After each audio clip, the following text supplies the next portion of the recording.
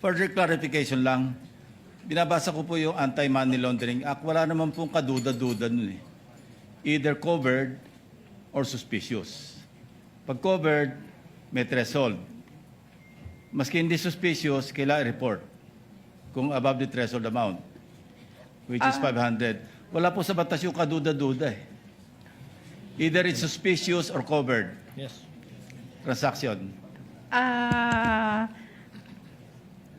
Ang ano kasi yon, sir, pagka ang covered transaction, automatic pong naka-report siya Yes. as covered transaction Above the threshold. in excess Yeah. of 500,000. Sa suspicious transaction po, parang nagkaroon po tayo ng doubt, di ba? And then inimbestigahan po natin at yung pong sa investigasyon natin ay hindi siya pumasa.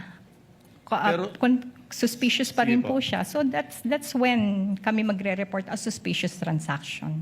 Pero there's no such thing in the law na doubtful or kaduda-duda.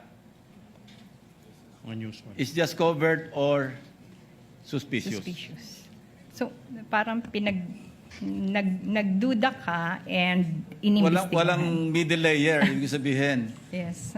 Pag above the threshold, tapos covered institution, like casinos, real estate, automatic i-report nyo kasi covered Yes. institutions. Yes.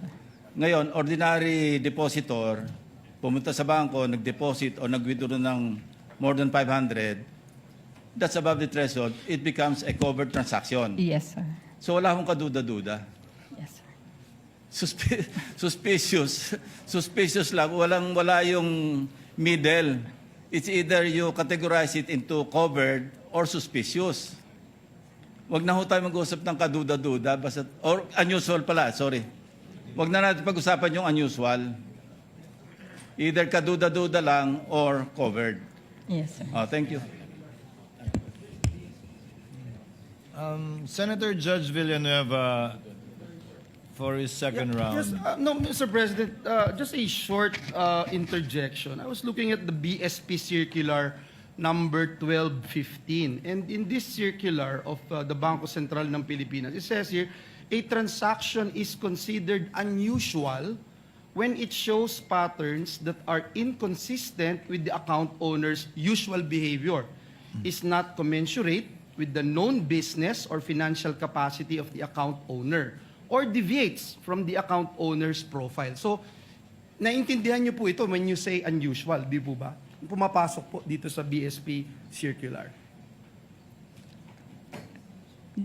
Again, sir? Whenever you said that this is unusual, pumapasok po o dito sa kategoryang ito pumapasok ng BSP circular 1215, yung binabanggit po ninyo. Na, ang transaksyon ay considered unusual kung ito po ay nagpapakita ng patterns that are inconsistent with the account owner's usual behavior.